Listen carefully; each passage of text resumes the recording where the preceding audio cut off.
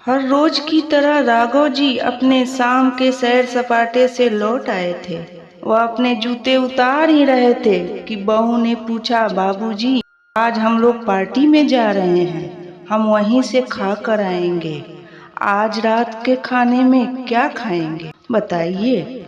राघव जी सोचने लगे, आज रविवार तो नहीं है और ना ही किसी की शादी है, जरूर किसी पार्टी में जा रहे होंगे। छोड़ो, मुझे क्या करना है इस उम्र में।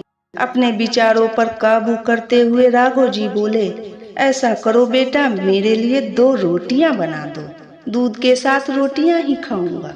बहू तुरंत बोल उठी, बाबूजी, सुबह ही जो बनाई थी उनमें 2 रोटियां अभी बची हुई हैं। अगर आप बहू ने अपना वाक्य अधूरा ही रहने दिया, लेकिन राघव जी अच्छी तरह समझ गए थे कि वह क्या कहना चाहती थी। सुबह की रोटियां खाई तो गैस हो जाएगा। सुबह भी बहू ने मसाले वाली सब्जी बनाई थी, जिसके चलते अभी तक खट्टी डकारें आ रही हैं। और इस उम्र में पेट को संभालना मतलब किसी बिगड़े हुए बच्चे को संभालने से भी ज्यादा कठिन काम है। बाबूजी बहू से बोले, नहीं बेटा, इस उम्र में सुबह की रोटियां नहीं खा सकता। तुम्हें थोड़ी तकलीफ होगी, लेकिन मेरे लिए 2 ताजी रोटियां बना दो। बहू को बहुत गुस्सा आया। वो गुस्से में ही बड़बड़ाते हुए उठी, अब 2 रोटियां बनाओ या 10, काम तो उतना ही बढ़ेगा। आटा गूंथो, रोटियां बनाओ, किचन और बर्तन साफ करो। इन्हें क्या, इन्हें सिर्फ आर्डर देना है। काम तो मुझे करना पड़ता है ना, बस दिन रात इनकी ही सेवा करते रहो। बहू के बोल राघव जी के कानों में पड़ रहे थे। हे भगवान, सिर्फ 2 रोटियां बनाने में इतनी तकलीफ। मैंने कोई 5 पकवान तो मांगे नहीं थे। उन्हें बहुत गुस्सा आ रहा था, लेकिन गुस्सा वहाँ किया जाता है जहाँ कोई सुनने वाला हो। उन्होंने अपना गुस्सा निगल लिया। अब तो उन्हें जितनी जल्दी गुस्सा आता था उतनी ही जल्दी चला भी जाता था। राघव जी को अपनी पत्नी की बहुत याद आई। शांति के जीते जी उन पर कभी बासी रोटी खाने की नौबत नहीं आई थी। उल्टा खाने में 10 चीजें और मिल जाती थी। खाने के साथ मीठा, पापड़, अचार, दही, छाछ, सलाद और पता नहीं क्या क्या। राघव जी को बहुत बुरा लग रहा था। रहने दो बहू, मैं सुबह की रोटी ही खा लूंगा, फिजूल में तुम्हें तकलीफ होगी। और वैसे भी तुम्हारे हाथों की रोटी बहुत मुलायम होती है, मुझे चलेगा। मेरी वजह से तुम लोगों को देर नहीं होनी चाहिए। बहू को सोने पे सुहागा मिल गया। वह अपनी आवाज मीठी करते हुए बोली, बाबूजी, आप चाय लेंगे क्या?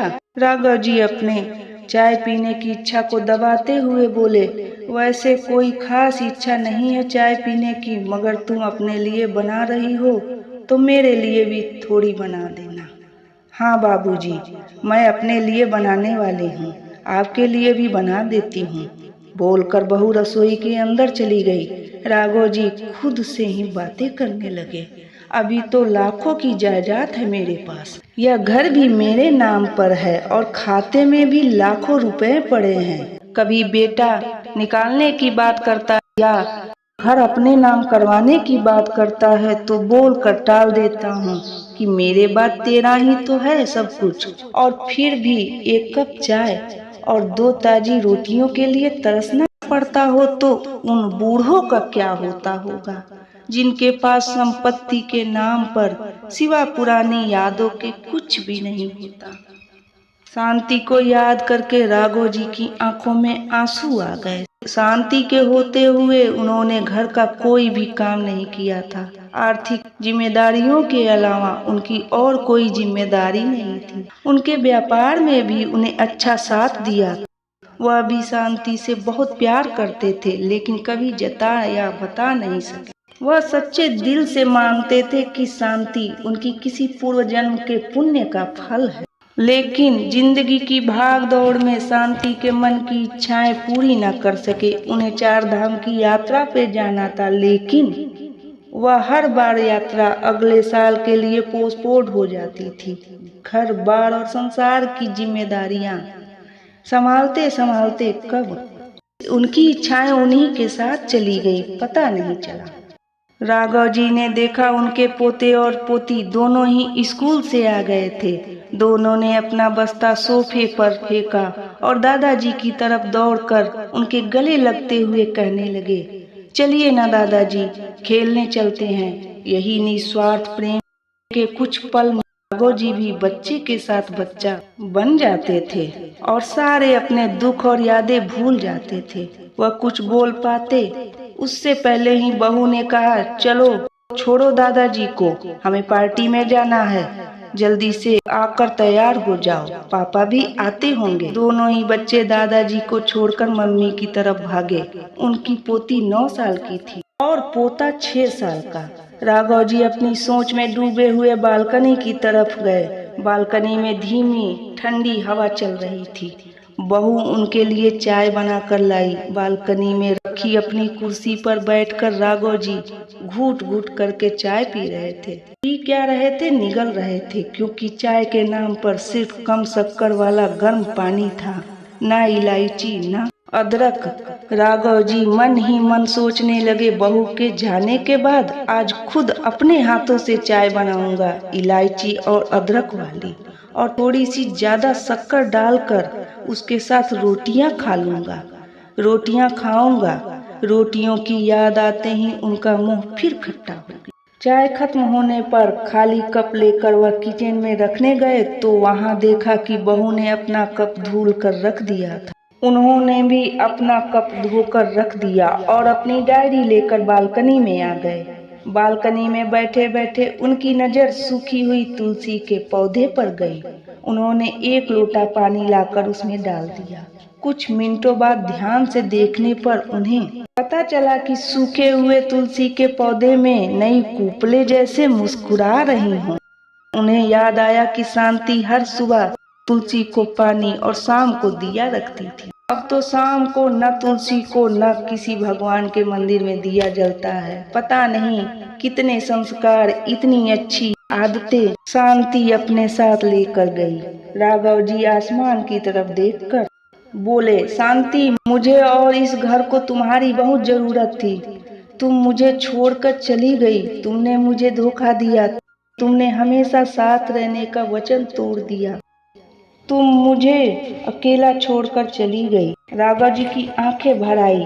पापा, इतनी ठंडी हवाएं बह रही हैं और आप हैं कि बालकनी में बैठे हैं। अंदर आ जाइए, नहीं तो बीमार हो जाएंगे।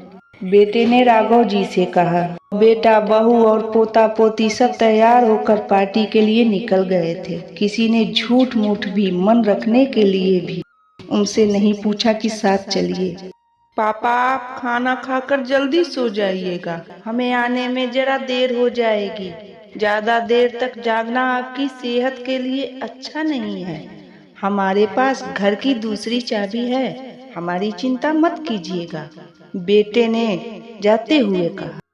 ऐसे बोल रहे हैं जैसे मेरी सेहत की बहुत फिक्र है। कितने दिनों से बोल रहा हूँ डॉक्टर के पास ले चलो, बीपी बढ़ा हुआ है, शुगर भी चेक करवाना है। थोड़ा सा भी चलता हूँ तो हांफने लगता हूँ। बेटा कहता है कि बुढ़ापे में यह सब तो होता ही है, ज्यादा भ्रम मत पालिए। वाह बेटा, बूढ़े बाप के पास बैठने के लिए थोड़ा सा भी टाइम नहीं है तेरे पास, और पार्टी के लिए टाइम ही टाइम है। ऐसे अनगिनत विचार उनके दिमाग में चल रहे थे, लेकिन फिर भी उन्होंने हाँ में सिर हिला दिया। सभी पार्टी में चले गए। राघव जी हाल में रखे कुर्सी पर आकर बैठे। खाना खाने की अभी कोई इच्छा नहीं थी, इसीलिए टीवी चालू की।